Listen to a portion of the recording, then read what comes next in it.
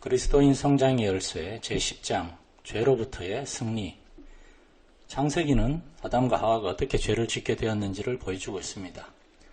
겉으로 보기에는 그들이 죄를 짓게 된 이유가 단순히 식욕 때문인 것처럼 보이지만 좀 더 자세히 살펴보면 육신의 정욕과 안목의 정욕과 이생의 자랑, 이 세 가지가 한데 어우러져 있는 것을 알 수 있습니다. 여자가 그 나무를 본즉 먹음직도 하고 보암직도 하고 지혜롭게 할 만큼 탐스럽기도 한 나무인지라. 여자가 그 실과를 따먹고 자기와 함께한 남편에게도 주매 그도 먹은지라. 창세기 3장 6절. 이렇게 첫사람 아담은 유혹에 빠져 죄를 짓게 되었습니다. 복음서에서 우리는 사탄이 이와 똑같은 것으로 그리스도를 시험한 것을 볼 수 있습니다. 돌로 떡을 만들어 먹으라고 유혹했고 자기가 보여준 모든 것을 소유하게 해주겠다고 유혹했으며 성전에서 뛰어내려 천사들이 보호해주는 것을 공공연히 드러내 보이라고 유혹했습니다. 그러나 마지막 아담이신 예수님께서는 유혹을 받으셨지만 승리하셨습니다. 이 장에서는 승리는 죄와 사탄에게 최초로 승리하신 주님을 통해서만 얻을 수 있다는 사실을 나누고자 합니다. 어떻게 하면 100만 달러를 벌 수 있는가를 알기 위하여 빈민구를 찾아가 깡통을 들고 구걸하는 거지에게 그 방법을 묻지는 않을 것입니다. 또한 경제적으로 완전히 망하여 파산 선고를 받은 사람에게 그 방법을 묻지도 않을 것입니다. 예수님께서는 죄를 이기고 승리하신 유일한 분이십니다. 따라서 죄로부터 승리하는 법을 배우기 원한다면 죄에서 승리하신 예수님께 나아가야 합니다. 승리의 원천. 사탄은 한때 하나님 존전에 서서 하늘의 영광을 누리던 자였습니다. 성경학자들에 의하면 그는 하늘 성가대의 지휘자였다고 합니다. 그러나 그는 하나님을 반역했고 그 결과 저주를 받아 배로 다니고 흙을 먹게 되었습니다. 자신의 이런 경험을 통해 그는 죄와 반역의 길은 그 끝이 오직 파멸이라는 것을 알았습니다. 그는 완전히 영적 파산자가 되었습니다. 성경은 이렇게 말합니다. 오직 각 사람이 시험을 받는 것은 자기 욕심에 끌려 미혹됨이니. 야고보서 1장 14절. 사람은 자기 욕심에 끌려 미혹될 때 시험을 받게 됩니다. 자기 욕심에 끌리면 하나님에게서 떠나게 되고 하나님과 멀어지게 됩니다. 하나님의 임재, 하나님과의 교제, 하나님의 말씀으로부터 떠나 점점 멀어지게 됩니다. 이처럼 하나님으로부터 떠나 멀어질 때 자기 욕심에 끌려가게 되고 그리하여 시험을 받게 되는 것입니다. 바로 이와 같은 일이 에덴 동산에서 일어났습니다. 하와는 사탄의 꾀는 말을 따르기로 결정했던 것입니다. 세상에 이런 어리석은 행동이 어디 있습니까? 영적으로 완전히 파산한 파산자의 말을 믿고 따르다니 말입니다. 영적 승리와 연관하여 핵심이 되는 두 단어가 있는데 생명과 사망입니다. 로마서 6장은 그리스도인의 승리의 생활을 주제로 하고 있는데 죄로부터 승리하기 위한 첫 번째 열쇠는 우리가 죄에 대하여 죽었다는 사실입니다. 1, 2절에 보면 다음과 같은 말씀이 있습니다. 그런즉 우리가 무슨 말 하리요? 은혜를 더하게 하려고 죄에 거하겠느냐? 그럴 수 없느니라. 죄에 대하여 죽은 우리가 어찌 그 가운데 더 살리요? 이 구절의 가르침은 분명합니다. 우리는 더 이상 죄 가운데 살 수 없다는 것입니다. 우리가 죄에 대하여 죽었기 때문입니다. 사도 베드로는 다음과 같이 말했습니다. 그리스도께서 이미 육체의 고난을 받으셨으니 너희도 같은 마음으로 갑옷을 삼으라. 이는 육체의 고난을 받은 자가 죄를 그쳤음이니 그 후로는 다시 사람의 정욕을 쫓지 않고 오직 하나님의 뜻을 쫓아 육체의 남은 때를 살게 하려 함이라. 너희가 음란과 정욕과 술취함과 방탕과 연락과 무법한 우상 숭배를 하여 이방인의 뜻을 쫓아 행한 것이 지나간 때가 족하도다. 베드로전서 4장 1절로 3절. 로마서 6장 6절에서 바울은 이렇게 말했습니다. 우리가 알거니와 우리 옛사람이 예수와 함께 십자가에 못 박힌 것은 죄의 몸이 멸하여 다시는 우리가 죄에게 종노릇하지 아니하려 함이니. 이 구절에서 보여주는 승리의 원리는 옛 습관을 사용하지 않음으로써 약화시키라는 것입니다. 말하여라는 말의 뜻이 쓰지 않아서 작동하지 않게 되다입니다. 이것을 생각하면서 12절을 읽어보십시오. 그러므로 너희는 죄로 너희 죽을 몸에 왕노릇하지 못하게 하여 몸의 사육을 순종치 말고. 죄가 왕노릇하게 해서는 안 됩니다. 죄가 우리 몸을 지배하지 못하게 해야 합니다. 죄가 무법자처럼 남아서 때때로 분규를 일으키고 손상을 입힐 수는 있습니다. 그러나 죄가 우리를 통치하게 해서는 안 됩니다. 죄가 법을 만들거나 회의를 주재하거나 군대를 통솔하게 해서는 안 됩니다. 승리의 삶을 위한 두 번째 열쇠는 우리가 하나님을 대하여 살았다는 사실입니다. 이제 우리는 하나님을 대하여 살았기 때문에 새 생명 가운데서 행해야 합니다. 4절에서 이렇게 말씀합니다. 그러므로 우리가 그의 죽으심과 합하여 세례를 받음으로 그와 함께 장사되었나니 이는 아버지의 영광으로 말미암아 그리스도를 죽은 자 가운데서 살리심과 같이 우리로 또한 새 생명 가운데서 행하게 하려 함이니라. 우리 그리스도인들은 새로운 규칙을 따라 행하는 것을 배워야 합니다. 새로운 길을 선택해야 합니다. 새로운 목표를 향하여 나아가야 합니다. 그리스도인들을 괴롭히는 문제들은 대부분 단번에 영원히 해결되는 것이 아닙니다. 그런 까닭에 사도 바울은 이렇게 말했습니다.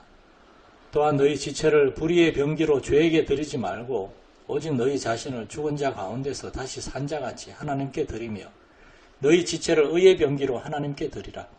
죄가 너희를 주관치 못하리니 이는 너희가 법 아래 있지 아니하고 은혜 아래 있음이니라.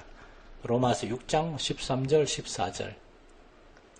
우리 자신을 죄에게 드리지 말고 하나님께 드리는 훈련을 꾸준히 해나가야 합니다. 여기서 드린다는 것은 패자가 성자에게 굴복하듯이 하는 것이 아니라 열심히 있는 학생의 지혜로운 스승에게 굴복하듯이 하는 것을 말합니다. 그러므로 형제들아 내가 하나님의 모든 자비하심으로 너희를 권하노니 너희 몸을 하나님이 기뻐하시는 거룩한 산제사로 드리라. 이는 너희의 드릴 영적 예배니라. 로마서 12장 1절. 우리를 대적하는 적들. 사람들이 영적 전투에서 자주 패하는 이유는 성령의 법칙을 잘 모르기 때문입니다. 하나님께서는 말씀 안에 이 법칙들을 잘 보여주셨습니다. 우리는 이것들을 부지런히 연구하고 따라가야 합니다. 전투의 승리는 화약에 대한 강의를 듣는 데 있지 않고 실제 적과 싸우고 이기는 데 있습니다. 우리 그리스도인은 끊임없이 전쟁 중에 있습니다. 항상 우리를 대적하는 세 가지 적이 있는데 세상과 육신과 마귀입니다. 우리는 어떤 적이 공격해 오든지 그 적을 맞아 각각 그에 맞는 전술과 무기를 가지고 싸워서 물리쳐야 합니다. 우리가 맞서 싸워야 할 첫 번째 적은 세상입니다. 세상은 많은 유혹, 그럴듯하지만 허황된 약속, 헛된 영광으로 가득 차 있습니다. 세상은 결코 얕잡아 봐서는 안 될 막강한 적입니다. 세상이라는 적과 맞서 싸우기 위한 우리의 무기는 주님과의 교제입니다. 짤막한 찬송 가사가 이것을 잘 말해줍니다. 주님의 은혜와 영광의 광채에 세상에 속한 것들은 빛을 잃고 만다네. 우리는 날마다 그리스도와 교제하는 삶을 힘써야 합니다. 이러한 주님과의 교제로 우리의 믿음은 성장하게 됩니다. 세상을 이기는 승리의 길은 곧 우리의 믿음입니다. 성경은 이렇게 말씀합니다. 대저 하나님께로서 난 자마다 세상을 이기느니라. 세상을 이기는 이김은 이것이니 우리의 믿음이니라. 요한일서 5장 4절. 두 번째 적은 육신입니다. 육신의 유혹을 이기는 비결은 피하는 것입니다. 바울은 디모데에게 이렇게 말했습니다. 또한 내가 청년의 정욕을 피하고 디모데후서 2장 22절 솔로몬도 내 아들아 악한 자가 너를 꾀일지라도 쫓지 말라. 그들과 함께 다니지 말라. 내 발을 금하여 그 길을 밟지 말라. 사특한 자의 첩경에 들어가지 말며 악인의 길로 다니지 말지어다. 그 길을 피하고 지나가지 말며 돌이켜 떠나갈지어다 라고 했습니다. 잠언 1장 10절 15절 4장 14절 15절. 인화 물질이 불꽃 옆에 있기만 해도 불이 붙는 것처럼 육신은 너무 쉽게 유혹에 넘어가기 때문에 아무리 사소한 유혹이라 할지라도 가까이 해서는 안 됩니다. 하나님께서 동산의 나무 중 한 나무의 실과는 먹지 말라고 하셨습니다. 하와는 마땅히 그 나무를 피해야 했습니다. 그런데 어디에 있었습니까? 바로 그 나무 아래에 있었습니다. 그것도 혼자서 말입니다. 참으로 어리석은 행동이 아닐 수 없습니다. 우리를 대적하는 세 번째 적은 마귀입니다. 마귀와 싸울 때에는 단호하게 맞서 싸워야 합니다. 조금 더 양보하거나 사정을 봐주지 말아야 합니다. 우리가 조금만 약하게 나가면 마귀는 가차없이 우리를 공격합니다. 하지만 우리가 강하게 맞서면 우리를 피합니다. 성경은 이렇게 말합니다. 마귀를 대적하라. 그리하면 너희를 피하리라. 야고보서 4장 7절. 너희 안에 계신 이가 세상에 있는 이보다 크심이라. 요한일서 4장 4절. 마귀와의 싸움에서 우리가 사용하는 무기는 육에 속한 것이 아니요 하나님께 속한 것입니다. 우리는 하나님의 말씀을 사용해야 합니다. 하나님의 말씀은 살아있으며 강력한 힘이 있습니다. 우리의 삶이 하나님의 말씀에 푹 젖어 있을 때 성령께서는 그 말씀을 사용하십니다. 하나님의 말씀은 성령의 검이기 때문입니다. 바울은 성령의 검, 곧 하나님의 말씀을 가지라고 말했습니다. 예수님께서도 광야에서 시험을 받으셨을 때 말씀을 사용하여 마귀를 물리치는 좋은 본을 보여주셨습니다. 말씀을 우리의 무기로 사용한다는 것은 곧 우리 자신의 힘으로 싸우는 것이 아니라 갈보리에서 이미 마귀를 물리치신 주님의 승리를 우리 자신의 것으로 주장하는 것입니다. 뒷골목에서 강도를 만났을 때 잠수함으로 대처하지 않습니다. 이처럼 육적인 삶에서도 적에 따라 대처하는 방법이 각기 다르듯이 영적인 삶에 있어서도 적의 공격을 받을 때 그 적에 따라 사용하는 전략과 무기가 다릅니다. 세상은 그리스도와의 교제로서 대항하고 육신의 유혹은 피해야 하고 마귀는 대적해서 싸워야 합니다. 승리에 대한 잘못된 개념. 그러나 어떤 경우는 전혀 승산이 없는 싸움도 있습니다. 달라스에서 콜로라도 스프링스로 가는 비행기에서 나는 이런 지는 싸움을 하는 사람을 본 적이 있습니다. 그는 바로 내 앞자리에 앉아 있었는데 내가 앉아 있는 자리가 비상구가 있는 줄이어서 그의 좌석은 뒤로 젖힐 수 없도록 되어 있었습니다. 뒤로 젖히면 비상구를 막아버리기 때문에 구조적으로 젖혀지지 않게 되어 있었습니다. 그러나 이 사람은 그것을 모르는지 1000km 넘게 가는 동안 내내 의자 버튼을 눌러대며 두 발을 앞으로 뻗치며 등 뒤로 힘껏 밀쳐댔지만 아무 소용이 없었습니다. 그는 승산 없는 지는 싸움을 하고 있었던 것입니다. 열심히 있는 그리스도인들 중에도 흔히 승리에 대해 잘못된 개념을 가지고 있기 때문에 이 사람처럼 승산 없는 지는 싸움을 하는 경우가 많습니다. 이런 잘못된 개념은 그럴듯한 논리로 포장이 되어 있으며 교회에서도 열심히 가르쳐질 수 있습니다. 그래서 잘못된 것인 줄 모르고 아무런 의심 없이 그대로 받아들여 적용하다가 혼란과 실망에 빠지는 경우가 있습니다. 사람들이 잘못 생각하고 있는 것 중에 6가지를 들면 다음과 같습니다. 1. 죄의 자백. 죄의 자백을 승리와 동일시하는 이들이 있는데 이것은 잘못된 생각입니다. 자백을 한다고 해서 승리를 경험하게 되는 것은 아닙니다. 하지만 자백은 하나님과의 교제를 회복하는 유일한 길이기에 꼭 필요한 것입니다.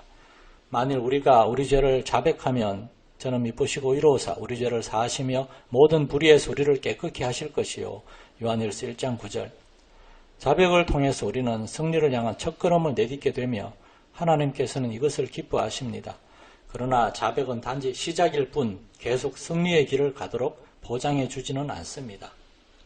2. 간절한 기도. 간절히 기도해야 승리를 얻을 수 있다는 생각도 잘못된 것입니다. 어떤 사람이 밤낮으로 날마다 또 예배를 드릴 때마다 자신의 잘못을 뉘우치며 승리를 주시도록 하나님께 간절히 기도했습니다. 교회 기도실에서 두 손 모으고 기도하기도 하고 침대에서 무릎을 꿇고 기도하기도 했습니다.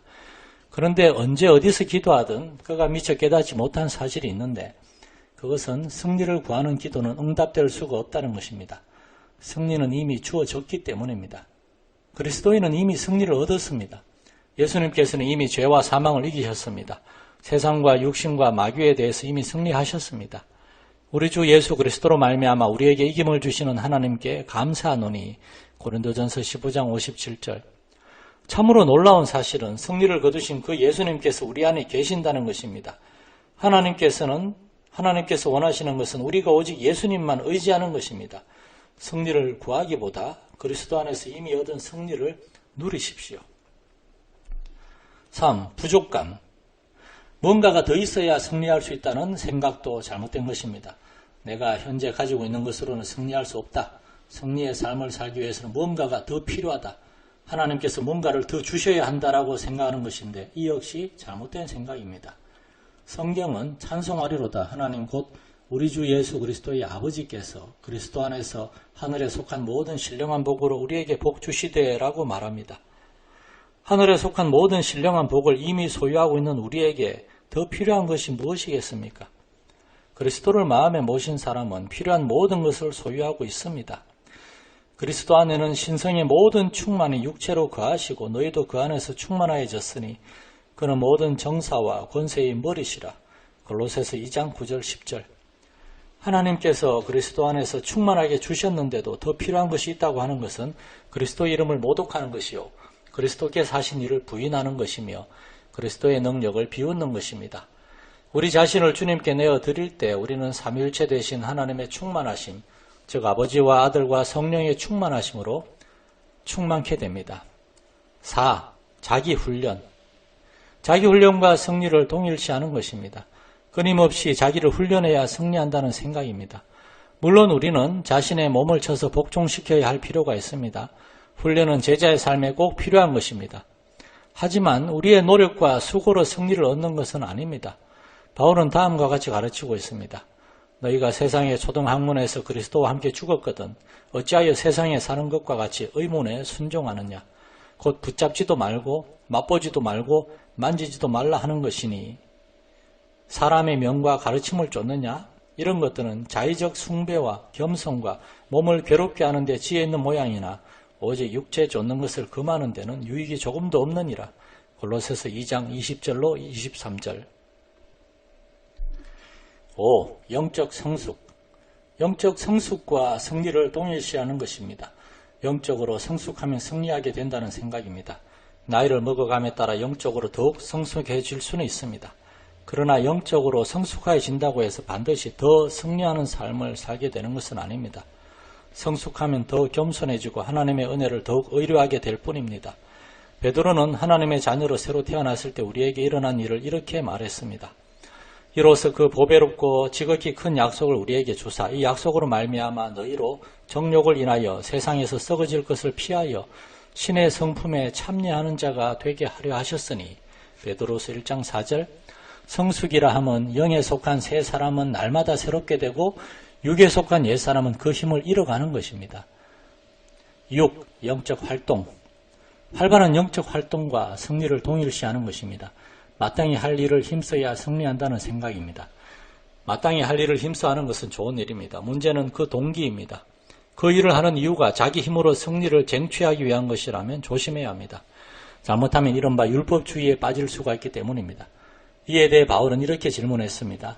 내가 너희에게 다만 이것을 알려 하노니 너희가 성령을 받은 것은 율법의 행위로냐 듣고 믿음으로냐 너희가 이같이 어리석으냐 성령으로 시작하였다가 이제는 육체로 마치겠느냐. 갈라디아서 3장 2절 3절. 어떤 활동이 아무리 영적이라 할지라도 더 높은 수준의 헌신에 도달하며 지속적인 승리를 경험하기 위해 그 활동 자체를 의지해서는 안 됩니다. 모든 활동은 하나님을 더 알기 위한 수단이 되어야 합니다. 하나님만이 우리가 필요로 하는 전부가 되시기 때문입니다. 영적 활동 그 자체가 영적 승리를 가져다 주지는 않습니다.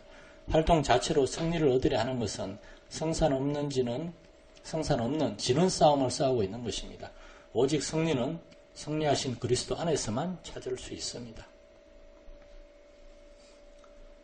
순결의 문제.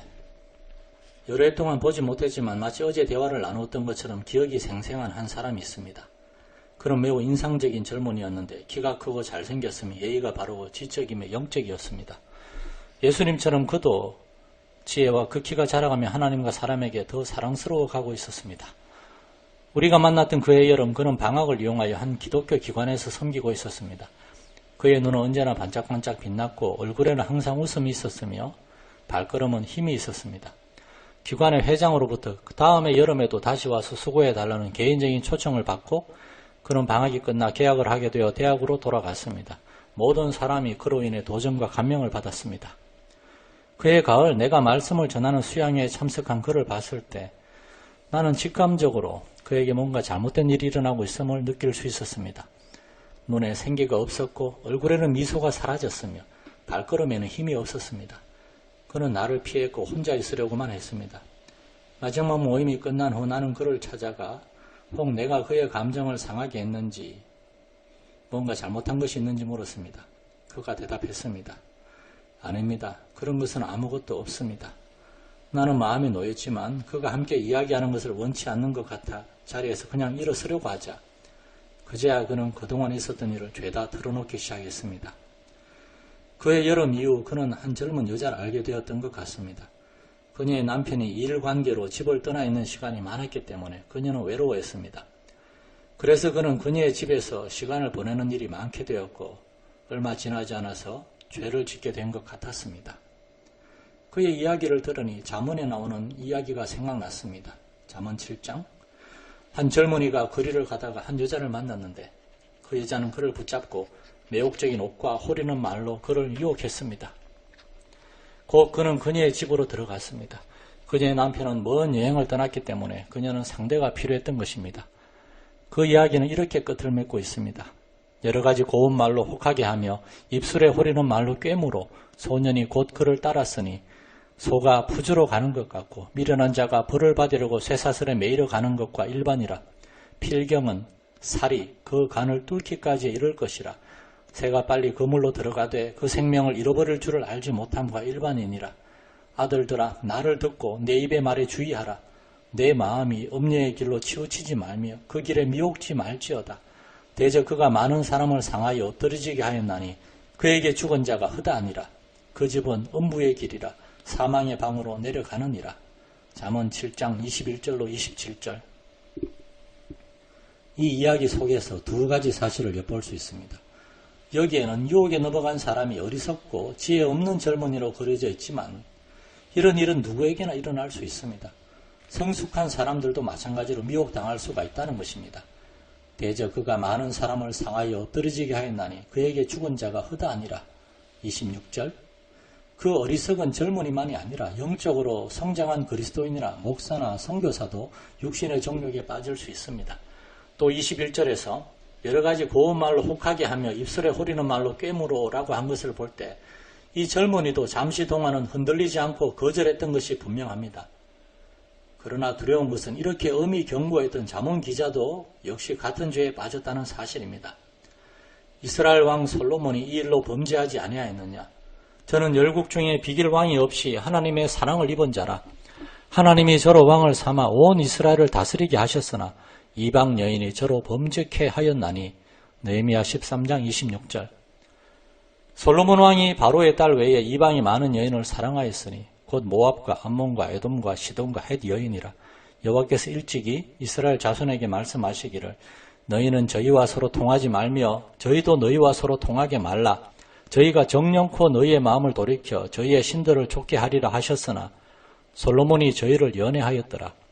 왕비들이 왕의 마음을 돌이켰더라. 솔로몬이 나이 늙을 때에 왕비들이 그 마음을 돌이켜 다른 신들을 쫓게 하였으므로. 열왕기상 11장 1절로 4절. 사도 바울의 동역자인 디모데는 그리스도를 섬기기 위하여 세상 것을 포기한 젊고 믿음이 강한 제자였지만 바울은 그에게도 청년의 정욕을 피하고 주님을 깨끗한 마음으로 부르는 자들과 함께 교제를 나누면서 의와 믿음과 사랑과 화평을 조철하고 경계할 필요가 있다고 생각했습니다. 앞서 소개한 그 젊은이도 청년의 정욕을 쫓기보다 하나님의 사랑 안에 거했다면 죄에 빠지지 않을 수 있었을 것입니다. 의와 믿음은 청년의 정욕에 대항하는 강력한 무기입니다. 유혹에 들어섰을 때는 즉시 떠나 피하는 것이 상책입니다. 이러한 유혹은 치명적이기 때문입니다. 그런즉 선줄로 생각하는 자는 넘어질까 조심하라. 고린도전서 10장 12절. 세상에 속한 것을 조청. 연예계에 종사하는 가수, 배우, 코미디언, 마술사, 고개사의 꿈은 뉴욕의 브로드웨이에 진출하는 것입니다. 찬란한 조명과 돈과 명성과 수많은 관중과 열기는 고양이를 끄는 생선 냄새처럼 그들을 끌어당깁니다. 브로드웨이에서 연기를 할 수만 있다면 그들의 꿈은 이루어지고 정상에 오를 것이라고 생각합니다. 멋진 삶을 추구하기 위해서 그들이 갈 곳은 브로드웨이입니다. 그러나 연예계의 역사를 살펴보면 흥미로운 결말로 가득 차 있습니다. 브로드웨이 진출하려고 애쓴 사람들 대부분은 곧 그곳이 그들이 꿈에 그리던 그런 곳이 아니라는 사실을 발견합니다. 그들의 꿈과 희망과 야망은 산산조각이 나고 쓰디쓴 실망감을 느낍니다. 조명이 희미해지고 명성도 사라지며 관객이 줄어들기 시작하면 그때부터는 내리막길을 걷는 신세로 전락합니다.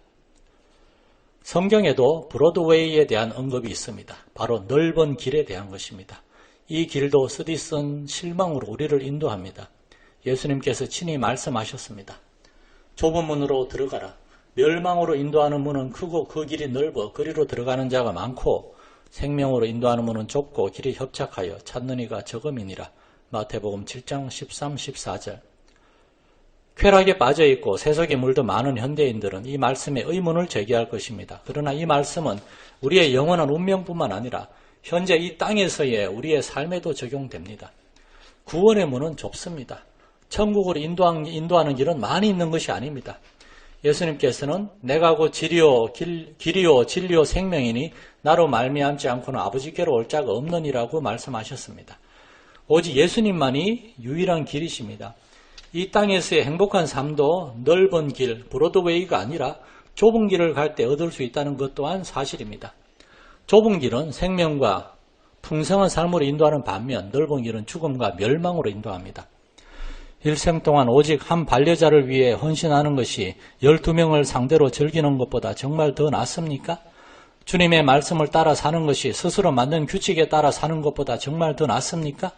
예수님께서 사회학자나 심리학자나 지난밤 좌담 프로그램의 명사보다 인생을 더 잘 아시고 그 인생을 어떻게 살아야 하는지 더 많이 아신다는 것은 사실입니까?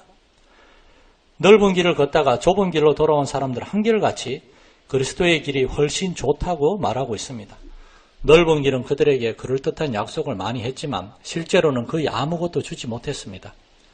그러나 문제는 넓은 길은 걸어보기 전에는 너무너무 좋아 보인다는 것입니다. 시원하게 쭉 뻗은 탄탄대로에다 경치도 아름답고 행복과 만족이 약속된 길처럼 보인다는 것입니다. 그러나 행복과 만족을 약속한 이 오아시스는 곧 신기루가 되고 맙니다. 이와 반대로 좁은 길은 걸어보기 전에는 길이 협착하고 험하여 힘들어 보이지만 막상 걸어가 보면 기쁨과 평안의 멋진 모험으로 가득 차 있음을 경험하게 됩니다. 좁은 길을 힘차게 걸어가십시오. 그 길에는 하나님께서 우리를 위해 예비하신 위대한 계획이 있습니다. 내가 알고 있는 한 부인은 다른 여자의 남편과 불륜에 빠졌습니다. 그녀는 그것이 자신에게 만족과 행복을 줄 알았지만 얻은 것은 회환과 쓰디쓴 고통밖에 없었습니다. 초라하고 엉망진창이 된 자신의 삶과 비참한 심경을 털어놓으면서 그녀는 쓰라리 눈물을 흘렸습니다. 이처럼 넓은 길은 파멸로 이끕니다. 그녀의 이야기는 그녀 한 사람에게 그치지 않고 수없이 반복될 수 있음을 유의해야 합니다. 내가 아는 한 젊은이는 오랫동안 세상의 길을 추구하면서 몇 차례씩이나 오아시스가 손 안에서 먼지로 변하는 것을 경험했습니다. 경험하는 것은 늘 똑같았습니다. 자기가 그토록 찾던 행복과 만족 대신 뜨겁고 메마른 모래뿐이었습니다. 예수님의 말씀이 옳았습니다. 행복한 삶은 소유의 넉넉함에 있는 것이 아니며 넓은 길에는 교묘하게 위장된 덫이 놓여 있습니다. 그 길을 걷는 것은 쉽지만 그 끝은 죽음의 길입니다. 그 길은 멸망으로 인도합니다. 탐욕. 나는 영웅도 아니고 용사도 아니어서 그 표지판을 보았을 때 겁이 났습니다. 여리고와 사해 사이에 세워져 있는 나무로 된 표지판으로 세계 어디에서나 흔히 볼 수 있는 도로 표지판이었습니다. 그러나 그 표지판에는 국경지대, 더 나아가면 목숨이 위험함이라고 쓰여 있었습니다. 우리는 요르단과 이스라엘 사이에 인적이 드문 국경지대에 이르렀던 것입니다. 날씨는 청명하게 맑았고 어느 구석에도 위험하다는 징후는 없이 평화스럽고 고요하기만 했습니다.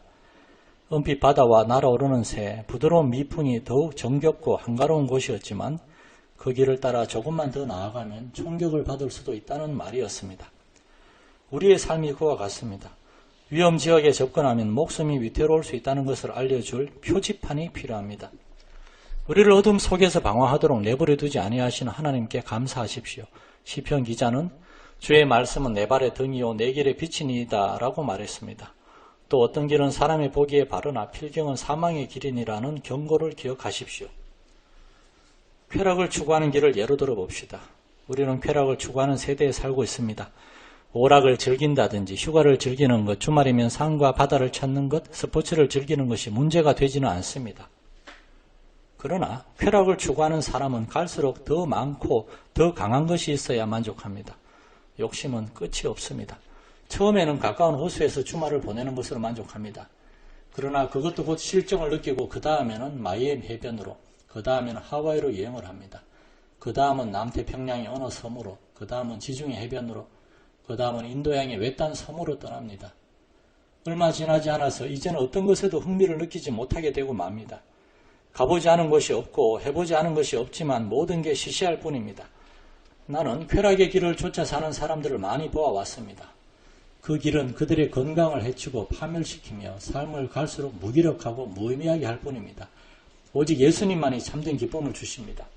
내가 이것을 너희에게 이름은 내 기쁨이 너희 안에 있어 너희 기쁨을 충만하게 하려 함이니라. 요한복음 15장 11절.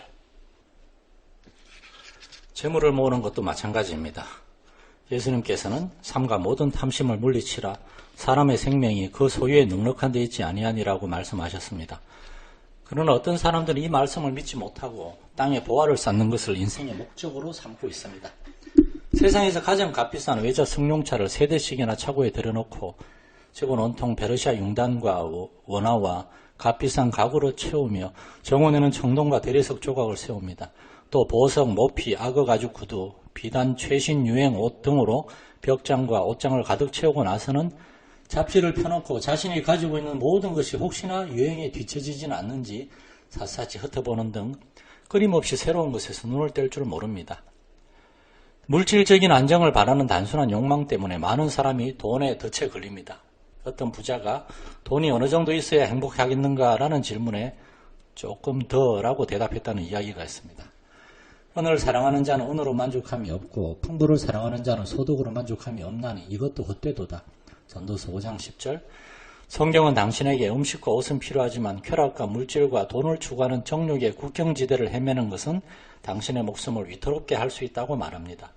그러므로 하나님께서는 삶과 모든 탐심을 물리치라고 말씀하십니다. 아이성의 교훈. 구름이 많이 낀 어느 날 우리가 탄 차는 예루살렘에서 북쪽으로 달리고 있었습니다. 저 멀리 구름 사이로 찬란한 팔레스타인 태양빛 한 줄기가 어떤 언덕에 쏟아져 내리고 있었습니다. 안내자는 햇빛 속에 빛나고 있는 저 언덕이 아이성입니다 하고 설명해 주었습니다. 그러자 그곳에서 수천 년 전 하나님께서 그분의 백성에게 가르치셨던 영원한 진리가 떠올랐습니다. 여호수아 7장에 보면 아이성 전투가 나옵니다. 하나님의 군대인 이스라엘이 아이성 전투에서 크게 패하자 여호수아는 하나님 앞에 엎드려 문제가 무엇인지 가르쳐달라고 부르짖었습니다. 무엇이 잘못되었습니까? 그는 하나님의 약속을 받았고 그 약속을 믿었습니다. 하나님께서 이렇게 약속하셨습니다. 너의 평생에 너를 능히 당할 자 없으리니 내가 모세와 함께 있던 것 같이 너와 함께 있을 것임이라. 내가 너를 떠나지 아니하며 버리지 아니하리니. 여호수아 1장 5절. 그렇다면 잘못된 것이 무엇입니까? 하나님께서 시건하실 리가 없었습니다. 하나님께서는 여호수아에게 무엇이 잘못되었는지를 알려주셨습니다. 일어나라. 어찌하여 이렇게 엎드려 있느냐. 이스라엘이 범죄하여 내가 그들에게 명한 나의 언약을 어기었나니 곧 그들이 바친 물건을 취하고 도적하고 사기하여 자기 기구 가운데 두었느니라. 여호수아 7장 10절 11절. 일어났던 일을 간단히 설명하면 하나님께서는 백성들에게 여리고 성에서 전리품으로 획득한 모든 보화를 하나님께 바치라고 말씀하셨고 하나님의 명령에 따라 그들은 은금과 놋과 철기구를 하나님의 곳간에 두었습니다. 모든 사람이 이 말씀을 따랐지만 단 한 사람 아간은 그렇지 않았습니다. 그는 몇 가지 물건을 보았고 욕심이 났습니다. 자기 것으로 삼고 싶었습니다. 그는 이렇게 말했습니다. 내가 노력한 물건 중에 시날산의 아름다운 외투 한 벌과 은 200세겔과 50세겔 중에 금덩이 하나를 보고 탐내어 취하였나이다. 보소서 이제 그 물건들을 내 장막 가운데 땅 속에 감추었는데 은은 그 밑에 있나이다. 여호수아 7장 21절. 내가 보았고 내가 탐내었고 내가 취하였나이다. 그의 죄는 무엇이었습니까? 간단합니다. 그는 하나님께 속한 것을 자신을 위해 취했습니다. 당신은 어떻습니까? 잠깐 동안 생각해 보십시오. 하나님께서는 내 아들아 내 마음을 내게 주라고 말씀하셨는데 지금 당신의 마음은 누가 소유하고 있습니까? 하나님께서는 당신 마음의 일부만을 가지고 계시고 그 나머지는 다른 것이나 다른 사람이 가지고 있지는 않습니까? 당신은 나님 마음을 하나님께 드리고 있지는 않습니까? 당신의 마음을 드리고 있는 것이 바로 당신의 신입니다. 당신은 어디에 당신의 마음을 드리고 있습니까? 혹시 이 땅에 속한 것들을 신으로 섬기고 있지는 않습니까? 성경은 위의 것을 생각하고 땅의 것을 생각지 말라고 명합니다. 그 이유는 무엇이겠습니까? 이 땅의 신들은 당신을 실망시키고 버릴 것이기 때문입니다. 그들은 결국 거짓되고 헛된 것으로 드러날 것입니다. 당신은 시간을 어떻게 사용하고 있습니까? 주님을 섬기는 데 사용하고 있습니까? 아니면 당신 자신을 위하여 사용하고 있습니까? 만일 당신 자신이 당신의 신이라면 당신의 신은 너무나 작고 보잘것없습니다. 당신의 시간을 예수 그리스도를 위한 삶에 드리는 법을 배우십시오. 그럴 때 당신은 갈수록 깊은 지혜와 총명과 넓은 마음을 소유하게 되고 영혼은 항상 기쁨이 넘치며 능력 있는 삶을 영위하게 될 것입니다. 그 시간을 혼자 꼭 움켜쥐고 당신 자신을 위해 사용하려 하지 마십시오. 당신의 시간은 하나님께 속한 것입니다. 하나님께서는 성경에서 우리의 시간을 어떻게 사용해야 하는지를 분명하게 잘 가르쳐주고 계십니다. 성경을 통해 하나님과 교제하고 동행하는 법을 배우십시오. 그리고 진정으로 자기 목숨을 얻는 법을 배우십시오. 주님께서는 자기 목숨을 얻는 자는 잃을 것이요 나를 위하여 자기 목숨을 잃는 자는 얻으리라고 말씀하셨습니다. 아간의 죄는 사실상 성경에 나타난 많은 죄들에 비해 오히려 사소하다고 볼 수 있습니다. 하지만 다시 생각해 봅시다. 하나님께 속한 것을 당신 자신을 위해 사용하는 것은 분명 도둑질입니다. 많은 세월이 흐른 후 하나님께서는 자기 백성들에게 같은 책망을 하셨습니다. 사람이 어찌 하나님의 것을 도적질하겠느냐. 그러나 너희는 나의 것을 도적질하고도 말하기를 우리가 어떻게 주의 것을 도적질하였나이까 하도다. 이는 곧 11조와 헌물이라. 너희 곧 온 나라가 나의 것을 도적질하였으므로 너희가 저주를 받았느니라. 우리 자신이나 우리의 소유물은 당연히 하나님께 속한 것입니다. 우리의 시간도 하나님께 속한 것입니다. 오늘 이 시간도 하나님의 것입니다. 왜냐하면 이것도 역시 하나님께서 지으셨기 때문입니다. 우리는 하나님의 청지기로서 그분의 소유물에 대해서 선한 청지기가 되고 있습니까? 각각 은사를 받은 대로 하나님의 각양 은혜를 맡은 선한 청지기같이 서로 봉사하라. 베드로전서 4장 10절. 당신의 필요와 책임 그리고 하나님의 말씀에 비추어서 당신에게 적절한 생활 방식이 무엇인지 정하십시오. 만일 가정이 있어 집에서 손님을 접대하기도 하고 복음을 전하기도 해야 한다면 독신자에 비해 분명 더 많은 그릇, 더 넓은 식당, 더 많은 의자, 더 큰 냉장고가 필요할 것입니다. 또한 차로 아이들을 학교까지 태워다 주어야 한다면 혼자 출근하는 사람에 비해 더 큰 차가 필요할 것입니다. 따라서 기도 가운데 당신의 상황을 깊이 생각해 본 다음 당신의 형편에 적합하고 그리스도의 제자로서 합당한 삶의 방식을 취하도록 하십시오. 성경적이지 않은 세상의 길을 더 나아가면 목숨이 위험할 수 있습니다. 교만. 좋은 의미에서의 자부심은 필요합니다. 우리 어머니는 식료품 가게에 가실 때마다 머리를 빗으시고 깨끗한 앞치마를 두르셨습니다. 어머니는 언제나 남들에게 단정치 못하게 보여서는 안 된다고 생각하셨습니다. 그래서 평생을 가난하게 사셨지만 항상 남들에게 최대한 깔끔하게 보이려고 노력하셨습니다. 정원에 잡초를 뽑지 않고 내버려두는 이웃들도 있었지만 어머니는 늘 우리 집 정원은 열심히 잡초를 뽑고 잔디를 깎게 하셨습니다. 우리가 살던 집은 한 달에 $10씩 주고 새들어 사는 특별할 게 없는 평범한 집이었지만 칠이 늘 깨끗하게 되어 있어서 산뜻해 보였습니다. 우리는 우리 가정에 대해서 자부심을 갖고 있었고 사람들에게 멋있게 보이기를 원했습니다. 우리 가족은 적절한 체면과 품위를 지키려는 의식을 갖고 있었습니다. 요즘 단정치 못한 차림으로 쇼핑하러 오는 여자들을 보면 저들도 우리 어머니처럼 자신에 대하여 조금이라도 자부심을 가졌으면 얼마나 좋을까 하고 생각하곤 합니다. 그러나 자부심이 지나쳐 교만이 되면 얘기가 다릅니다. 성경은 교만의 위험에 대하여 강하게 경고합니다. 교만이 오면 욕도 오거니와 잠언 11장 2절. 무릇 마음이 교만한 자를 여호와께서 미워하시나니 잠언 16장 5절. 교만은 패망의 선봉이요 거만한 마음은 넘어집의 앞잡이니라 잠언 16장 18절. 바울도 말세에 사람들은 자기를 사랑하며 돈을 사랑하며 자긍하며 교만하게 될 것이라고 경고했습니다. 교만은 하나님께서 혐오하시는 죄악입니다. 흙으로 지음받은 사람이 거만과 자만에 빠지는 것은 실로 헛되고 어리석은 것이 아닐 수 없습니다. 교만은 다른 사람을 경멸하고 자신의 능력이나 가치를 과장하고 다른 사람의 인정과 칭찬을 바라고 자기의 업적을 병적으로 과시하려는 것으로 나타납니다. 하나님께서 미워하시는 것은 그 사람이 아니라 그를 지배하고 있는 교만입니다. 왜냐하면 교만은 마귀가 사람을 하나님으로부터 떼어놓고 영원히 멸망시키고자 할 때 사용하는 무기이기 때문입니다. 우리는 자신의 근원을 기억해야 합니다. 우리는 흙으로 창조된 존재입니다. 우리가 이 보배를 질거래에서 가졌으니 이는 능력의 심히 큰 것이 하나님께 있고 우리에게 있지 아니함을 알게 하려 함이라. 고린도후서 4장 7절. 바울은 고린도 교인들에게 이렇게 말하였습니다. 형제들아 너희를 부르심을 보라. 육체를 따라 지혜 있는 자가 많지 아니하며 능한 자가 많지 아니하며 문벌 좋은 자가 많지 아니하도다.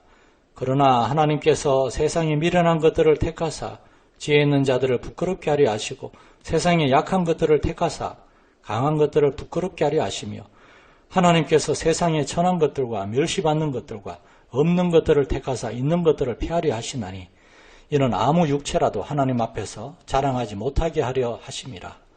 고린도전서 1장 26절로 29절. 그리스도인 성장의 열쇠 제10장 죄로부터의 승리.